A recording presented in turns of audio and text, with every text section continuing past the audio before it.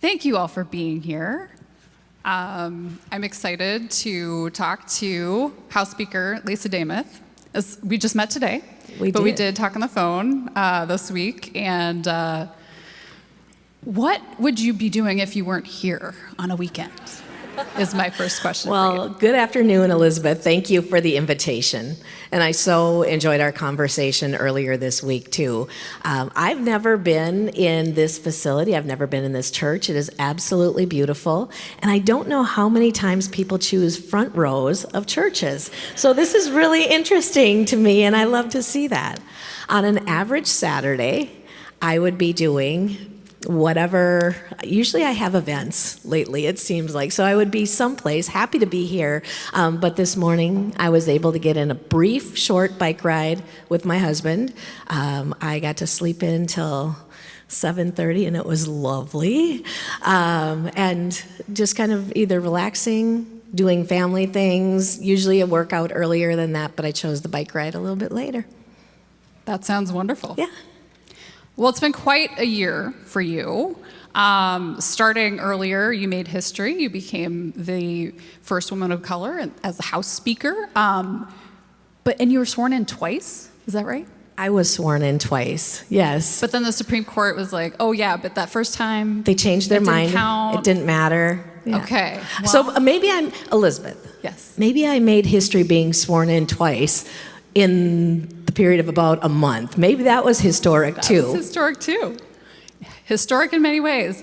And then it was, that thinking back to then, it was like the DFLers didn't want to show up to the House because they didn't, we did stories at MinnPost about what is a quorum and all of this stuff. And I look back at that moment, and it was messy. Democracy can be messy. But it also just is a completely different feeling about democracy than what we had in mid-June. So I want to acknowledge that, at MinnPost, one of the things we've been wanting to do is bring the two leaders of the Minnesota House together on stage to talk to each other, right? And we obviously were not able to do that this year. And I just want to ask you how you're doing. Thank you for the question. And I have never in my life experienced the inability to describe how I'm doing. The question, anybody in the audience that's ever faced any kind of tragedy, whether it's large scale or small scale, you always kind of mark time as the before and the after. And within my colleagues, within people that are around the Capitol, all we have to say is June 14th, and people get it. They get it right away. As far as how I'm doing, I think I'm resilient enough that I just am able to do the next right thing, or the next thing that I think is not perfect, but the thing that needs to happen, and kind of move on. But I will say the morning of June 14th was the worst day for everyone.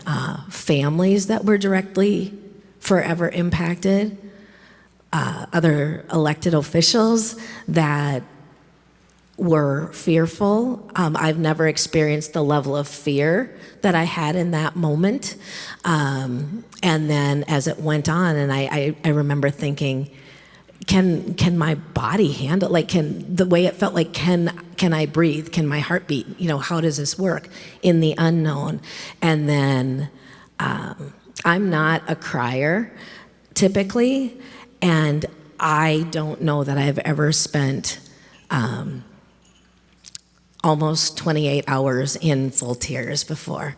And it was just very, very different. And, clearly everybody must know what we're talking about. That was the devastating loss for our state and for families. But my colleague, Melissa Hortman, her husband, their dog, and then an attempted horrific assassination. And it's changed everything.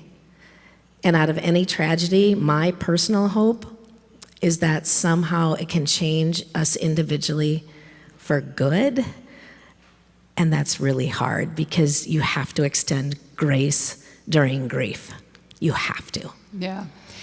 And I mean, it's just, if you could talk a little bit about just your colleagues too. I know that a lot of lawmakers, I mean, they had to like move and just, really upend their lives just for safety reasons and things. And we won't get into any details about that for good reason, but like,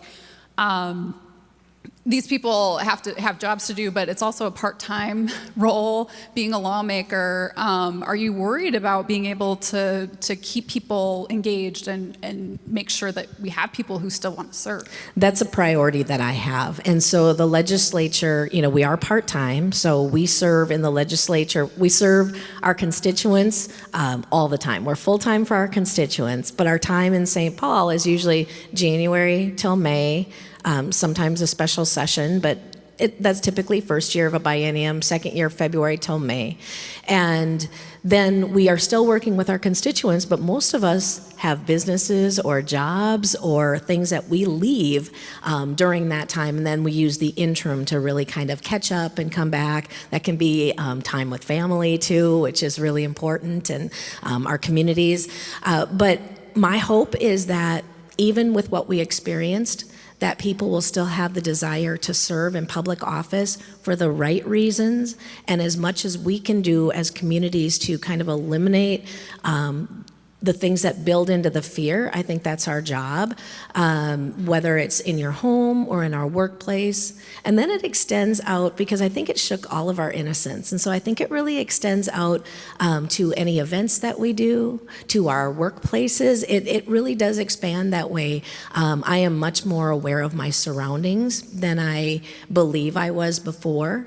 I don't take anything, any type of questionable comment or phone call or something I might receive. I don't take that and just kind of blow it off. I do something with that, for lack of detail. For sure, for sure.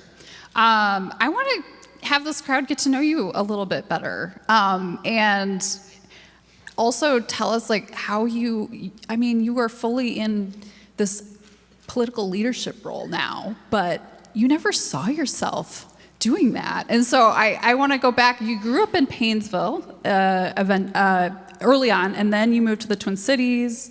You lived in Minneapolis for a while. How has the state changed? What have you observed? So I was born in Painesville, and I'm not afraid to tell you my age, but it was the late 60s.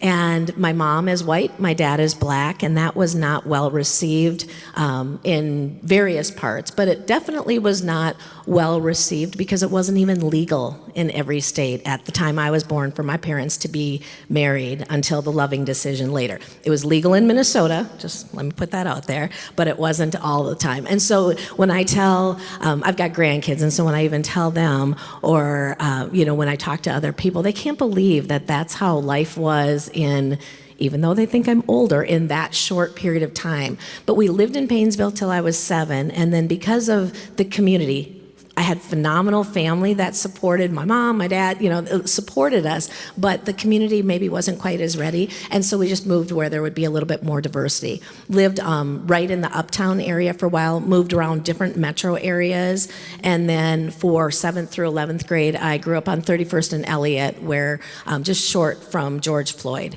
and everything there. So that was my neighborhood that I grew up in. You talk about how has Minneapolis, Minnesota changed in general. Clearly, there's more acceptance of things, but as far as safety, I remember it was nothing for my parents to just let me go downtown with friends or let me do, all of those different things that you could do, and I don't know if that we have that same safety and security. Obviously, much more diversity in greater Minnesota, in our metro areas, and I'm really excited about that, but I know the challenges that can bring too into communities. And we have to learn to understand each other and understand cultures. Do you think greater Minnesota has changed too? I think so. Again, a little bit more diversity, and then there's still kind of that separation between the metro and greater Minnesota, but when we break it down and we realize that we have more in common Then we have the things that drive us apart. We want safe communities, we want good schools, we want to be able to work, to live, and to possibly raise a family if we choose. I think those values are shared across the state. We just have to have better conversations instead of trying to find what separates us more. So how you got into public service, being an elected official, is kind of a fun story. You just kind of like put a newspaper article in front of your husband saying, nobody's running for Rocori School Board, what's going on? And you told him he should run, and he said, no, you should. And what did you do then? I ran. I mean, somebody needed to do it, right? And the thing was, it was already past the filing deadline. So when that article came out, I had to run as a write-in. And I didn't ever see myself, I always voted, I was conservative, but we were raising a family, we have 4 kids, and we were just in life. But I couldn't believe that somebody hadn't stepped up to do it. I also didn't ever see myself doing it, but the way I approached it was, well, if nobody else is gonna do it, I might as well step in, and what can I learn? And I learned so much. I learned what matters to the community, what matters to staff and to students and the administration, our tax dollars, how they're used, what our grad rates are. And I had a chance to serve for 11 years, and it was absolute honor of a lifetime. 3 full terms. First term was only 3 years because they were changing up the way that one went. But it was fabulous to learn, and I was very conservative, so my signs didn't have a date on them, because I'm like, if I do okay and I want to do this again, I don't want to buy new signs. I'll just I was just conservative in my approach. Yeah.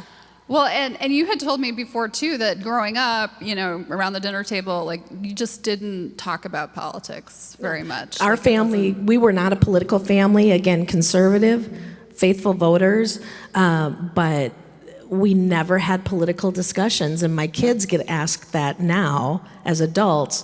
Growing up in your family, I bet your parents talked about politics all the time. They're like, they didn't talk about it at all. And it just wasn't a part of our world. And that's much to my disappointment. I wish I would have educated our kids a little more about the process. But I learned it as an adult, and I'm making sure they learn it now. But you did vote. We always voted. Always voted. And do you remember your first presidential election? Bush. Yeah. All right. There you go. Well, now that, you had your husband say, hey, yeah, you should run for school board. And then Representative Jeff Howe, right, said, hey, I'm running for Senate, you should run for House. And you said, oh, okay, never thought of it. I never had thought of it. And his wife remembered that our boys played hockey together 10 years prior because they were looking, but Jeff and I didn't know each other at all. So it was a funny phone call. Okay, so now has anybody said, hey, Speaker, you should run for governor? They have, actually, because well, here's the thing. They've called and said, hey, you should run for U.S. Senate. I said, oof. Oh, well, there's that too, right? I Senate don't. seat. Again, 4 kids, 7 grandkids. My parents are aging. I don't want to go to Washington. Then people have said, hey, you should run for governor. What I would tell you is, obviously, I wouldn't say no because I didn't say no those other times. Okay. And I was asked for things a little bit, hey, you should run for this board, or you should do this, and those were no's. But right now, I am so focused on the work that we have to do in the legislature as Speaker. That is where my laser focus is right now, and I think that's the right place to be. Okay. All right. Well, she's not ruling it out, folks. Yet. But I sure didn't tell you yes. So, you didn't say yes either. And I only had 3 days to decide with Jeff Howe, so. 3 days, wow. Yeah. He's like, can you call me back by Wednesday? I was like, sure. Well, do you like being in legislature? What do you like about it? So I really do like being in the legislature. When I ran in 2018, I had no idea. I didn't know what grassroots, please don't judge me by this, but I think this is representative of a lot of people in Minnesota, where you're busy, you're raising families, you're working hard, you're in your communities, and you're just doing what you can. But I wasn't paying attention to the process, so I didn't know the grassroots level. I didn't know people that were involved in the political organizations. Faithful voter again, always did that. But what I realized is campaigning then, as I got to know a broader part of my community, because before it was the Rocori School District, Rockville, Cold Spring, Richmond, so RO. You see how that name kind of came together. I knew that area. This stretched it out, so I got to know people in other parts of my community. You mentioned I was born in Paynesville. That is part of the district that I have the honor of representing even now. And there were families that didn't treat our family way back when fair. And it is such a beautiful opportunity for me to be their 100% representative. Whether or not they voted for me, I'm still 100% their representative. But during that first election for the legislature, getting to know all of the people, door knocking and being at events, I realized I really liked the people. Even when I wasn't maybe treated exactly fairly at different events, it didn't really matter, but I just liked getting to know their stories. I think that's my favorite part of being in the legislature. As soon as I was elected, I said, whether or not you voted for me, I'm 100% your representative. I will take any phone call, conversation, meeting, as long as it's respectful, because if you swear at me, I think you need to take a break, and then maybe we can come back to it. I think there needs to be a level of respect. I thought that back then, and how much more we need that now. But I love being in the legislature. Well, let's get into that. I'm very worried about the political rhetoric right now. And the thing that I think about when I go on Twitter, which is not very often, and then I see you're on Twitter, I'm like, how are you? I don't understand how anyone can spend very much time there. It is pretty awful. Don't read the comments. Don't read the comments, all right. And don't engage. If you want to have a conversation, pick up the phone, send an email, but don't put it out in public and try to debate and change things for the better on any type of social media platform. We don't get better because of that. But you have been personally attacked on social media. And I'm just curious how you deal with that, first of all. And then, does anybody ever apologize? I don't think anybody has ever apologized. I'm going to look. Well, see, I don't read the comments. So maybe, I doubt it. I don't think. Nobody comes up later and is like, oh, I made that comment. It was just a Twitter thing. I'm really, really sorry. No one does that? No, not at all. How I deal with it, though, again, don't read the comments. And also, as I talked about kind of how I grew up, I was never, growing up biracial, I was never fully accepted by black kids, and I was never fully accepted by white kids. And so I never really fit. But what I realized is that I was still an okay person. You didn't have to like me, but to judge me based on that rather than who I was is wrong. And I think that's the same way that I look at others. That is wrong. If we're just going to make a snap judgment and not get to know the why behind somebody, what they're saying or what they're doing, we are missing out. And so because I never quite fit in, I think maybe I'm a little bit more resilient that it can roll off. Now, if it gets personal, it does hurt my feelings on occasion, but then I'm foolish to have read it. I get mean phone calls sometimes. I've had people say mean things to my face. They don't know me, and I don't know them, and so I don't take it personal. Now, my family, my close friends, they are kind enough to say, hey, I think you're a little off on that one. Maybe you might want to rethink that. Right. And I can accept that and either say, nope, I'm stuck in this exact spot, or I'll take that to heart. Yeah. Well, how do we get at that? How do we build those? Tell me if I'm wrong, but I really do think if Republicans and DFLers are going to be tied in a house, they've got to figure out how to work together and find common ground to make progress, to pass a budget, which you did this year. So then how do you get away from the negativity and all of that and really build those relationships? It's an individual choice. So I will take you back to 2023. That's when I first became minority leader in my caucus. I have to tell you this is kind of funny. When I came in the 2018 election, so 2019, my party had lost the majority in the House. Now, I'm a new legislator, and people were devastated by that, and I understand that, because that is literally how you can make change and really move things forward when you're looking at just minority majority.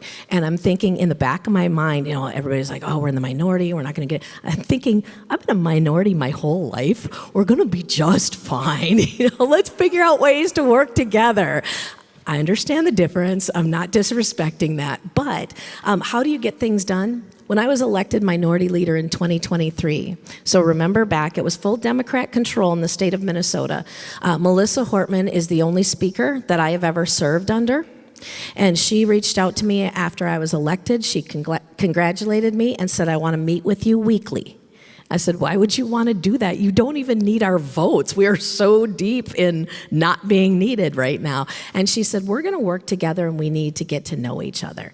And so because of that leadership, which was right, I didn't always like her politics. We were on opposite sides of a number of things, but she was respectful to me, I was respectful to her, and even then in the tie, where we had to make some really hard decisions, even working up to that organizational agreement, when you talked about, hey, we're in a tie and we're in a one-seat advantage because somebody ran a race that he couldn't fill and my colleagues didn't show up, and then like all of that chaos, Melissa and I had built a working relationship over the 2 years at her leadership and insistence, and I want to model how I lead after the example that I was given. Not necessarily the politics, but the way that she handled that. So when we had really contentious things at the end of this year, when we needed to finish that budget, we were able to sit across the table from each other and try to find common areas that were going to be the best for Minnesota, even though it's not necessarily what she or her whole caucus wanted or what I and my whole caucus wanted. We wanted to do the right thing for Minnesota. And that was, I think, such an amazing example of how things can be, because we were forced into that. It was required with the tie that anything we did had to be bipartisan from the start. So not just at the end of session, it had to be bipartisan in every committee. So every one of our co-chairs had a chance to build that working relationship, find respectful ways to do things together, and come out with what could be agreed on, get it passed, and get it done. That is, I think, what is going to help change politics, and I can only speak for the way that I manage myself in relating to people, and then what we can do in Minnesota. But I think we could start that here in Minnesota, that it could be better if we respectfully talk to each other, both in private, but especially in public about each other. How would you describe your relationship with Governor Tim Walz right now? So the governor, as I became minority leader, we didn't have very much interaction at all. As I then became speaker, but even in the tie, we had a few conversations. One of the things that I had really asked for, and I think it was because of what Melissa had taught me with that regular meeting, my office reached out right away and said, could we get something on the schedule, me as speaker, you as governor, with staff, on some type of a regular basis to start that working relationship as appropriate. He's very busy, and I recognize that. And I was offered an occasional meeting with staff. That was it. That is not a way you build a working relationship. It makes it very difficult. But both of you are talking quite a bit to the media about some things that are on people's minds, including guns, and in the aftermath of the school shooting in Minneapolis. I'm just going to ask about an assault weapons ban. Is that something that your caucus would support? So when we look at it, and I know everyone in the media, you're hearing about the special session, and I was in a meeting even yesterday with the governor and the other leaders as he's brought us together for those. Again, the governor is the only one that can call that special session. As you talk about a gun ban, I'm going to point back first to what we need to address. This is coming out of the tragedy at Annunciation. And what the families that have been directly impacted, both the students that didn't come home that day, but all the students that did come home, and the whole community, that is really hard. And I can speak as a parent of students back in 2003 at Rocori, when all 4 of my kids came back from school that day, physically unharmed. But I will tell you that there are things we still deal with to this very day. And that changes people forever. In 2023 and 2024, with full Democrat control, there was talk of some type of gun bans, and you saw gun law changes, but there was not the support to get bans in place. When we are looking now, as we'll be called back into a special session when the governor does that, the way that we will approach that is that both sides, both Democrats, Republicans, House and Senate will be able to introduce bills, have those fully vetted in the committees, and then move them forward for a vote. I know that there is bipartisan opposition to gun bans, and we can't get the up and down vote that the governor has talked about publicly wanting. The other things that we want to do are things that could happen very quickly, which is additional funding for mental health, making sure that we have that. I'll go back to the Ricori situation. The words that were used back then at every single parent meeting that I went to was bullying, which is a form of mental health issue as you kind of look on both sides. That's what the full conversations were, and we made some good changes. I was not on the school board then, but we made some good changes to address that issue. Mm-hmm. So the things we would like to do, which would ensure school safety, community safety, we want to make sure there's mental health that is available and accessible, that people aren't waiting when they need that. We already have red flag laws in place that if people know of someone that should not maybe have a firearm for a while, they can do a red flag that can be moved. And then we want to punish criminals. That we've said that from the very beginning. Those are the conversations, the bills and the committee hearings we have to fully vet and let them move through the process. Why are Republicans still not moving on the gun control issues? I think there's a lot of people out there who are just very frustrated, right? They see these things happening, and there's some academic studies that say, like, well, at least high capacity magazines, things like that, could save lives. Why aren't we doing it? You know, they potentially that could be, but what I'll look at is if we have somebody that is absolutely intent on creating harm and hurting people, they are going to find a way to do it. A lot of times we throw out different terminology for things without fully knowing, and I am learning about what some of the terminology around magazines and capacity and where that lands, around firearms that are out there. I am continually learning because it's not anything that I've been well versed in. But with that, we have to look at what we're talking about. You know, there has been, when I think of the cities, specifically of Chicago, and again, the governor hasn't put forward language in public to know exactly what we're talking about. We haven't been in committee to read the language. But when I think about some of the things that are being mentioned and knowing those bans are in place in Chicago, over Labor Day weekend, 37 shootings, that the ban didn't matter. And one of the things that I think is so hard when we talk about this topic is to know that we are going to have people that are going to find a way to hurt people no matter what we do, and criminals are the last ones that actually follow our laws, even when we make changes.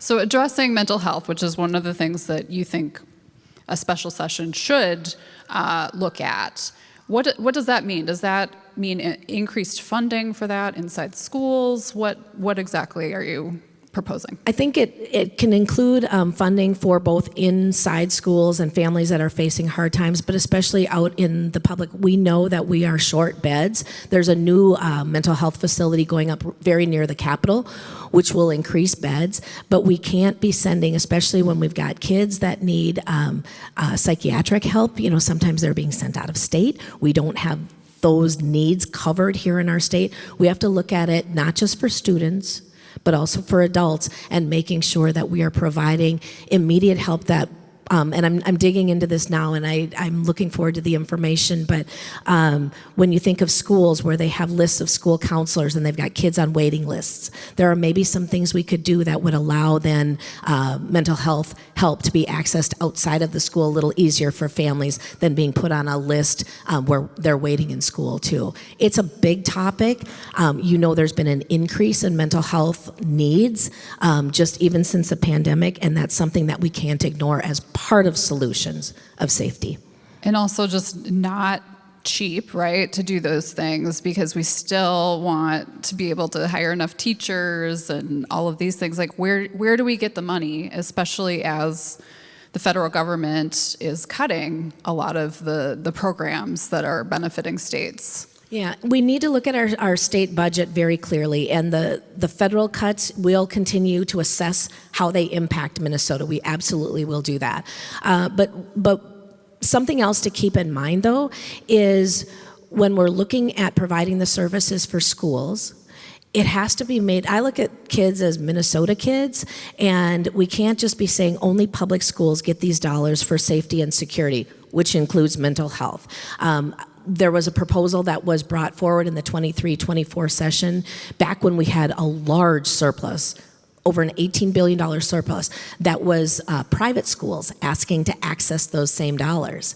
And that wasn't granted by the majority at the time. And people have said, well, why would we do that for private schools? First of all, they're Minnesota kids. Second of all, we already help private schools with food for students, for meals, and for transportation. So it wouldn't be that far reaching. We can look at our state budget, where we're spending, where we could find savings, the amount of fraud. We're over $1 billion in fraud. Would that pay for everything? No, but we have to be responsible with the taxpayer dollars that we're bringing in. And then I think the piece of local control for schools. Some schools might need to use that for physical things they want to do in the school. Some schools might want to do that for extra security, and some might want to use it for student supports and social or counseling for students too. So local control is really important there. Okay, I've got a fraud-related question here from our audience, so I'm going to throw that your way. How can Minnesota reduce fraud in state programs without sacrificing our social safety net? And this is actually one thing that Governor Walz brought up, is he said, absolutely, we need to do more about fraud, and we're looking back and seeing what we could have done better. But he worried about, okay, if we put too much pause on this, the actual people who need the services will be suffering. So this person is asking that as well. Absolutely. How do we do this? One of the things that we have known and is proved is every dollar that goes out in fraud means there's a dollar less for the people that actually need it. I was very intent when we were establishing the organizational agreement for the tie that I established the Fraud Prevention and Agency Oversight Committee. And the conversations that took place behind doors as we were kind of laying out committees, the conversation was, let's just not call it fraud. You can still work on it, but let's not call it that. I said, oh, we will for sure call that committee fraud prevention. That's what we need to do. That just makes sense.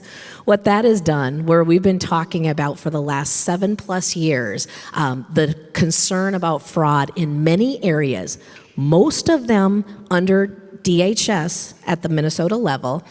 Feeding Our Future was under MDE, so Department of Education, but most of the fraud is under DHS. There's the Office of Legislative Auditor, who is a nonpartisan office that assesses different parts of different agencies and different programs. There has been years of reports that have said there's a lack of internal controls. So I say that there was a lack of taking this seriously, that there was actually fraud. What this year with the Fraud Prevention Committee has actually done is really shined a light on it, and more of those cases are coming forward and coming forward. The problem is, if we're prosecuting, great, people are getting caught. We have to prevent it on the front end. What can we do? Make sure that there's internal controls within the agencies, holding the agencies accountable. The governor easily could hold the agencies accountable. He finally has one person in DHS that has now lost their job because of the latest report, or the second to latest report on fraud, I guess it would be. And that's a good step forward. Is it too little, too late? It's never too late, but we could have done more in the very beginning. The dollars that families and individuals in disability and other areas are dependent on have to get to them. And when we're closing down programs because of pervasive fraud, we should have done more in the beginning. The Office of Inspector General is something that we could have statewide that would really help to kind of rein that in. The Senate passed that this year, 60 to, I don't know, they didn't have a full complement, but hugely bipartisan to put in a new Office of Inspector General. We couldn't get it through the House. You think of a special session, that would give us an opportunity to maybe finish up a few of those things. We couldn't quite get over the finish line, but had wide bipartisan support. We have to do more on fraud. I'm really grateful that the administration is now taking it seriously after, raising alarms over the last 7+ years. Another audience question here. So healthcare is becoming less and less affordable for many people. What can we do in our state about that? We absolutely need to look at what is driving up the cost of health care. There's a few things that are going to be coming forward, mandates on all businesses. We've had earned sick and safe time. There's new mandates coming on businesses starting January 1st of 2026. When we think of that, it's not just businesses, it is also health care. That is not the only reason that healthcare is going up, but we've got insurance rates, we have the different things that are driving up the cost. Some of the things that I had worked on back in the beginning of my time in the legislature was specifically on dental. When I heard about kids missing multiple days of school because of dental issues, lack of care, or adults and children sitting in our emergency rooms driving up costs for dental care, I wanted to do a dental loan forgiveness program that would increase the ability for people specifically in greater Minnesota, but where there's less services offered. It can be dental, it can be eye care. If we're providing services that people can access sooner rather than waiting till the costs are higher, it helps to bring those things down. We'll look at the federal implications of any cuts made. We'll look at what we can do at a state level, and we want people to get the care that they need as soon as possible because it drives those cases down. One other thing, when I talk about mental health, the reason I know we need more beds in the state of Minnesota is we have people that are waiting for days and longer in our emergency rooms waiting for mental health care. So it's causing, and there's not reimbursement when they're not getting the care that they need. It drives up the costs for the healthcare providers. It is also meaning that people are desperately in need of healthcare, mental health care, and they're being held in an emergency room rather than offered the services. So it's a very broad topic. We can't just say, hey, do this and lower the cost. It's all of those things that add to driving up the cost.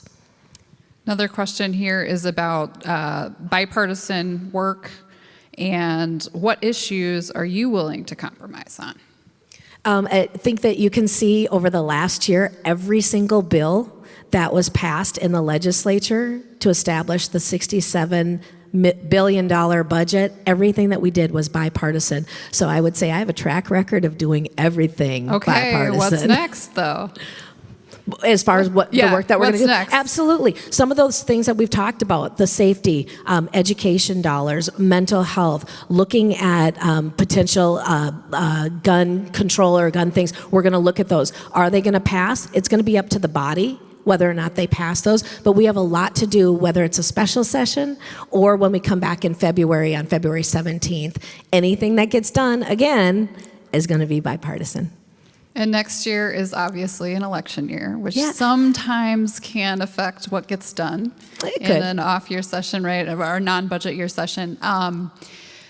Do you think that Republicans can win a statewide office in Minnesota? What will that take? Because it's been a little while. It has been a little while, but when you look at what was delivered back to the House this year, a tie, an exact tie, that really shows that Minnesotans overall are looking for maybe something different than what they've experienced over the last number of years. They're looking for more bipartisan work. One-party Democrat control really spent $18 billion of a surplus, increased our taxes and fees of another $10 billion, drove us into a state budget that was not going to be sustainable. So even with 1/2 of state government, because of the tie in the House, we were able to rein in some of that spending, provide relief, and then look forward with a positive pathway of what we need to do for the state. I think we absolutely can win a statewide.